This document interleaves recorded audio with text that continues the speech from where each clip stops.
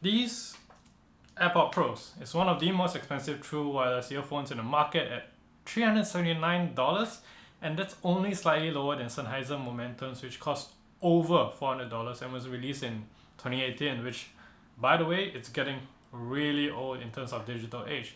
So what are some reasons to buy the AirPods Pro? What are the reasons not to buy the AirPods Pro? So this video will feature the good, the bad, and as a bonus, what if you want to buy it now but don't want to wait 4 weeks in line for it?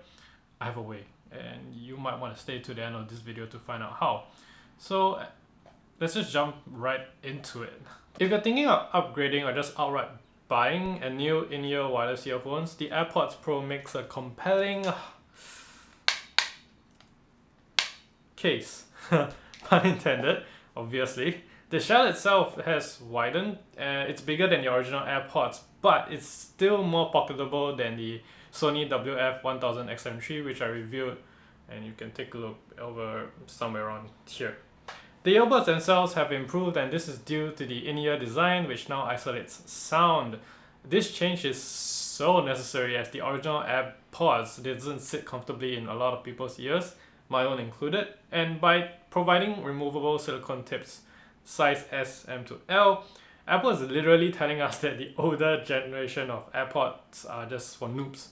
Get this one instead. And the sound quality is so much better than the AirPods. Inside is one amplifier for mid and highs, another driver for bass. This combination creates a pleasing and balanced sound signature that I personally prefer over the Sony WF-1000XM3 or Sennheiser Momentums.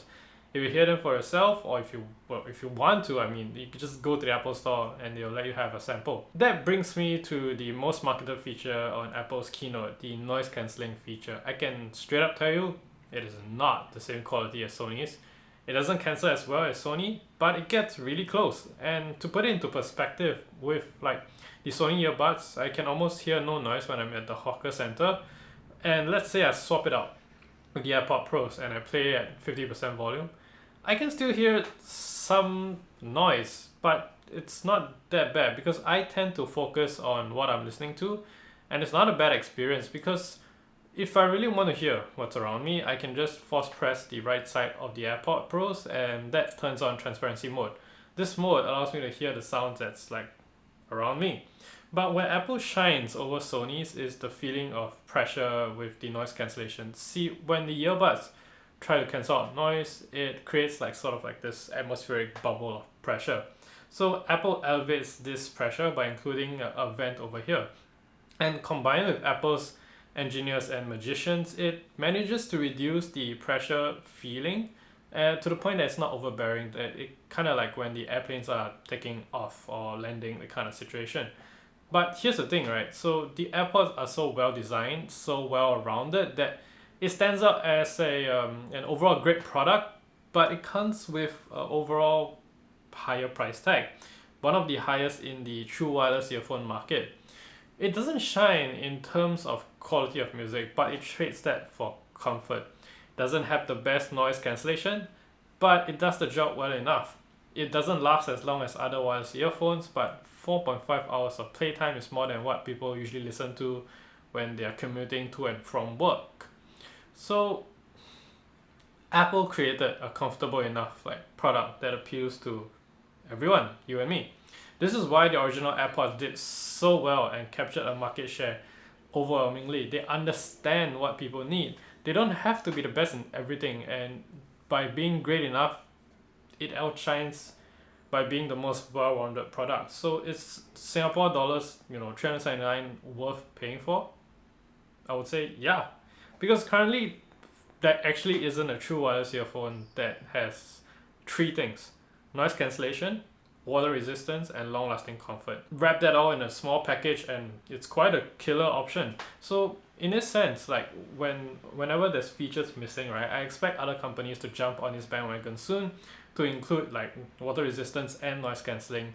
Because to be clear, it's not that the other products are bad. The fact that Apple, released a product with all these in a small package means that competition is heating up in the true wireless earphone market, and we should expect companies this year to really amp up their game and offer even more compelling options. And one more thing, so you stayed for the video. Thank you.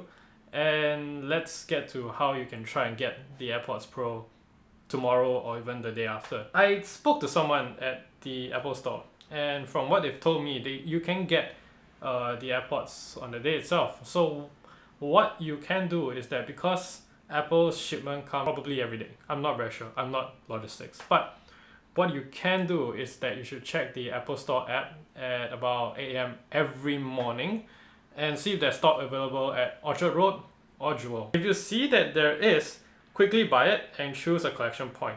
So when you've done that, just pay and choose to collect. That's it. You've reserved the piece for yourself on the day itself.